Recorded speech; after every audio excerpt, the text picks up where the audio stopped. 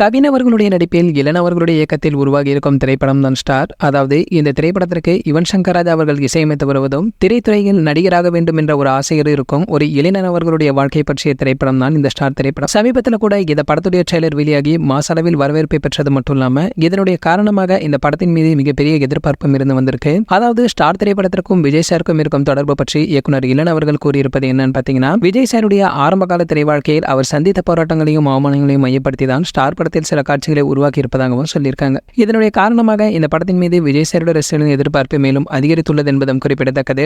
எனதான் இன்று விஜய் சார் உச்ச நட்சத்திரமாக இருந்தாலும் கூட ஆரம்ப காலகட்டத்தில் பல அவமானங்களையும் போராட்டங்களையும் சந்தித்திருக்காரு. அதாவது நாளைய திருப்பி என்ற திரைப்படத்தின் மூலம் தன்னுடைய தந்தை எஸ் ஏ சந்திரசேகரால் அறிமுகமான விஜய் அவர்கள் அந்த படத்துல பாத்தீங்கன்னா பல கடுமையான விமர்சனங்களை சந்தித்து ரசிகர்கள் முதல் சினிமா விமர்சகர் வரை பலரும் விஜய் சாரை கடுமையாகவும் விமர்சித்து வந்திருக்காங்க. இதனால தளபதி மனமுடைந்ததாலும் தொடர்ந்து போராடி தற்போது இந்திய சினிமாவின் டாப் நடிகர்களின் வரிசையில் உள்ளார் என்பதும் குறிப்பிடத்தக்கது.